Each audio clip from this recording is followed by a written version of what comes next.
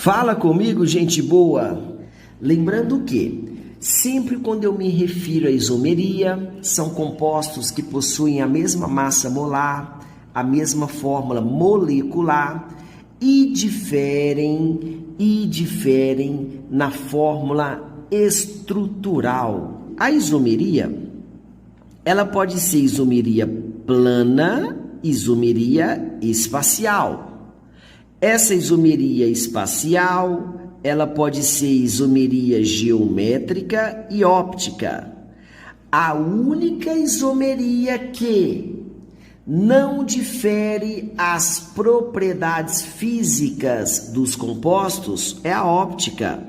Então, na isomeria óptica, quando eu falo do levógeno e do destrógeno, eles possuem as mesmas propriedades físicas: temperatura de fusão, temperatura de ebulição e densidade.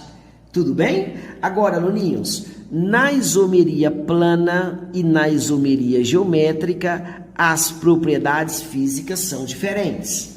Beleza? Sim ou não? Sempre quando eu me refiro à isomeria óptica, é a isomeria do carbono quiral ou assimétrico, a imagem desse composto próximo de um espelho plano, ela não sobrepõe. Tudo bem? Ela não sobrepõe. Os cientistas chegaram à seguinte conclusão: toda vez que eu tenho um carbono com 4 ligantes diferentes, aluninhos, eu falo que esse composto apresenta a isomeria óptica. R1 diferente de R2, diferente de R3 e diferente de R4. O lance é o seguinte: a luz não polarizada passa por um polarizador. Isso aqui vai sair na forma de luz polarizada. Essa luz polarizada, quando passa na amostra, aluninhos, quando ela passa na amostra, se ela desviar mais alfa para a direita, é o que a gente chama de destrógeno. Se ela desviar menos alfa para a esquerda, aluninhos, é o que a gente chama de levógeno.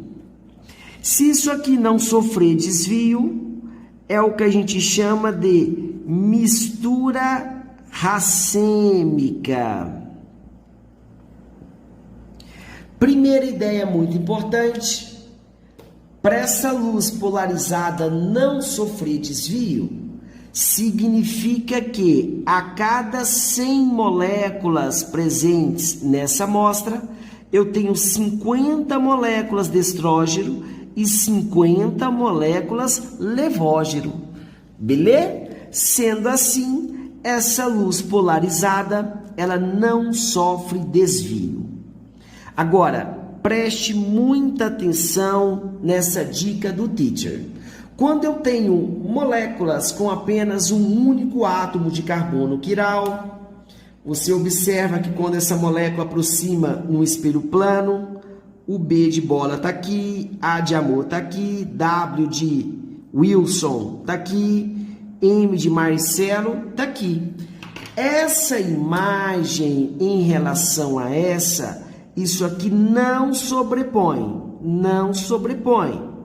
Beleza? Agora, eu posso falar que isso são imagens especulares. Como assim, teacher? Como assim?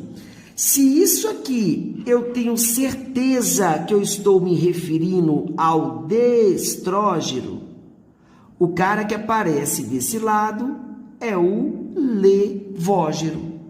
Ou seja, essas imagens são imagens especulares.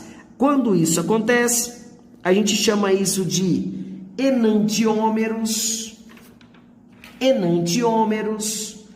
Tá faltando um eninho aqui, moçada, ó, enantiômeros. beleza?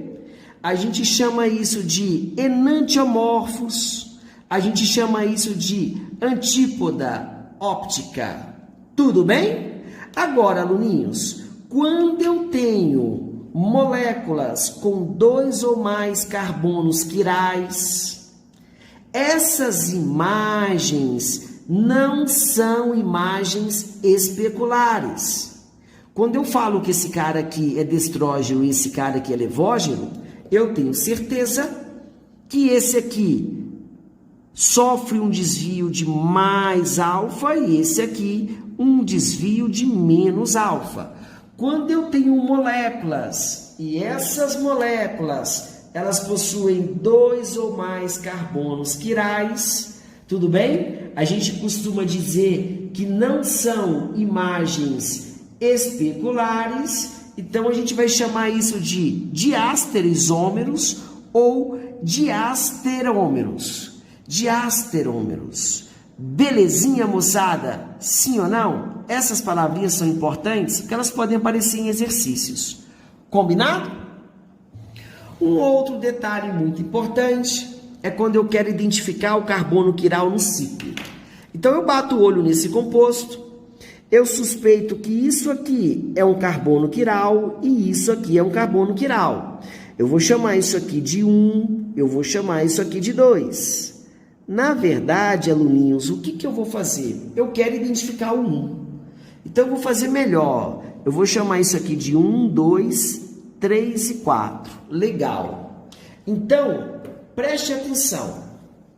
Eu quero avaliar o carbono 1. O carbono 1, eu vou pensar na seguinte situação. Eu vou sair daqui, eu vou para cima, eu vou sair daqui e vou para a esquerda. Então, a ideia é o seguinte, se eu fosse para cima, ficaria 1, 3, 4 e 2. Se eu fosse para a esquerda, 1, 2, 4 e 3. Aluninhos, olha só. Para a gente identificar se esse cara é quiral, eu vou pensar assim, o que tem no carbono 1? Carbono 1, ó, carbono, carbono, carbono e carbono. O carbono 1, o que tem diferente nele? É o bromo. O que tem de diferente no carbono 3? Nada, hidrogênio, vou deixar só hidrogênio. Carbono 4 tem 2 hidrogênios. Então, ó, eu posso colocar um hidrogênio para cá, um para cá, um para cá, um para cá e um para cá. Legal. Aqui eu tenho um flúor. Tudo bem? Eu vou fazer a mesma coisa à volta. Olha só, carbono 1, 2, 4 e 3. Carbono 1 tem um bromo de diferente, hidrogênio para cima. Aqui tem um flúor, hidrogênio para cima, hidrogênio, hidrogênio, hidrogênio, hidrogênio. Presta atenção, ó, flúor, hidrogênio, hidrogênio, hidrogênio, hidrogênio, hidrogênio. Quando você compara essas duas fileiras, você observa que esse carbono 2 é diferente desse, evidentemente esse é diferente desse. Quando esses compostos não são todos os compostos iguais, significa que esse carbono de número 1 é carbono quiral, aluninhos. Tudo bem? Sim ou não? Agora, se eu fizer a mesma situação para esse cara, eu vou observar que esse cara também é carbono quiral.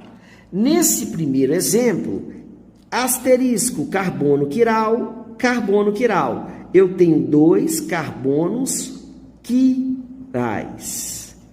Olha só. Se eu cito um exemplo parecido com esse, aí você fala assim, teacher, eu quero saber, teacher, se esse cara é quiral. Vou chamar isso aqui de 1, 2, 3. Se eu quero saber se o composto 1 é quiral, isso aqui vai ficar mais ou menos assim, aluninhos, ó. Indo para cá e para cá. 1, 2, 3, 1, 3, 2. Aluninhos, preste muita atenção. Aqui eu só tenho carbono, carbono, carbono. hidrogênio, hidrogênio, hidrogênio, hidrogênio, hidrogênio, hidrogênio. Se eu fizer a mesma coisa, ó, 1, 2, 3, é carbono e hidrogênio igual, pessoal. Ou seja, essa situação é a mesma dessa. Ou seja, aqui não tem carbono quiral, diferente desse exemplo. Tudo bem, moçada? Aluninhos, preste atenção nesses 3 exemplos. Quando a gente olha para esse primeiro exemplo, eu observo a presença de apenas um único carbono quiral. Eu tenho isso aqui, eu tenho isso aqui, eu tenho isso aqui e eu tenho isso aqui. Eu tenho 4 ligantes diferentes. Eu tenho apenas um único carbono quiral. Então, legal. O lance é o seguinte. Quando eu penso nos isômeros opticamente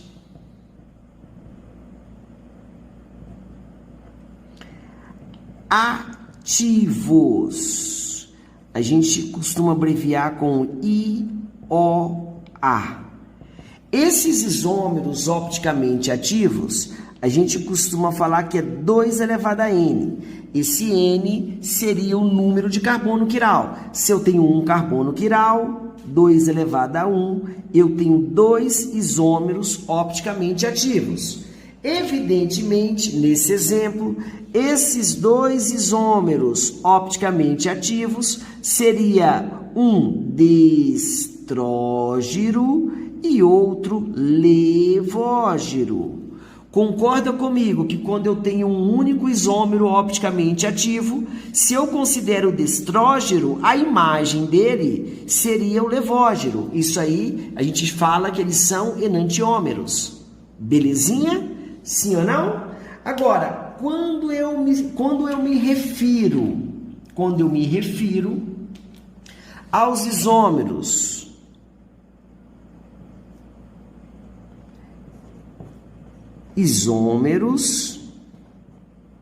aluninhos, olha só, me ajuda aí, isômeros opticamente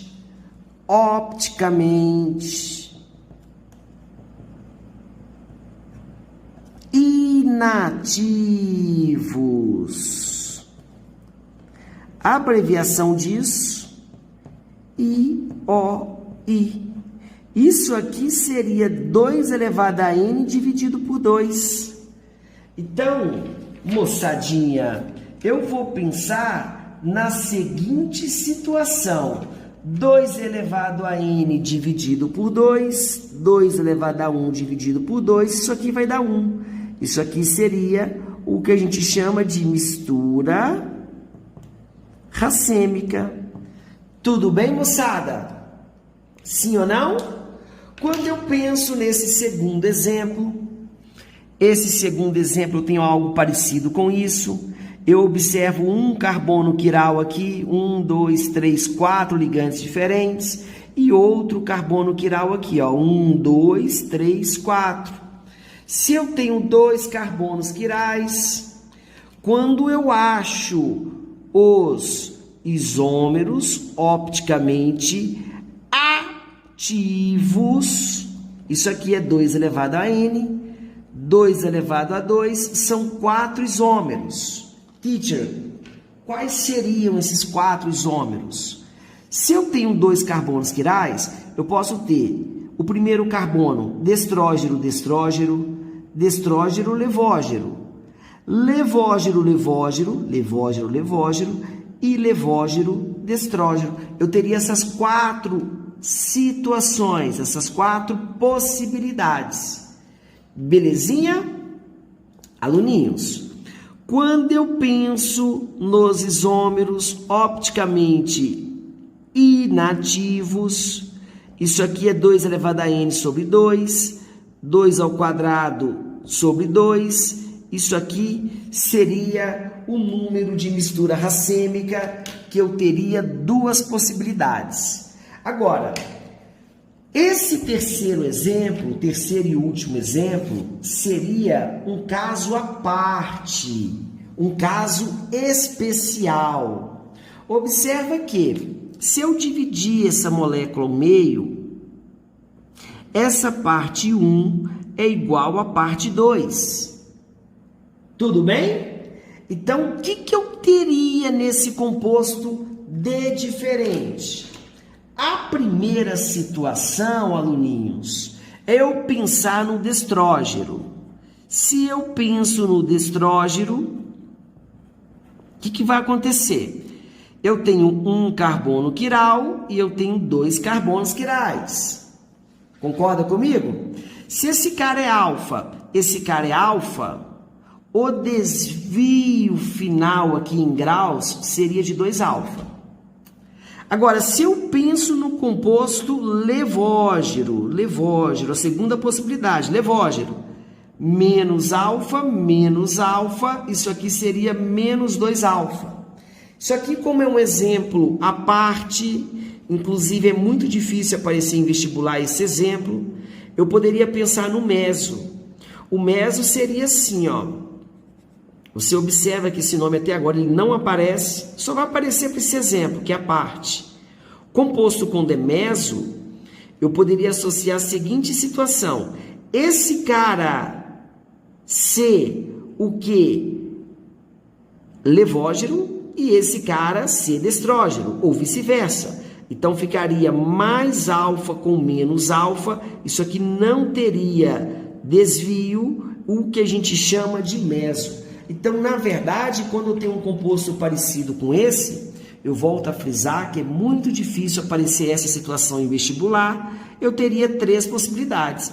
Um destrógeno, um levógeno e um meso, aluninhos.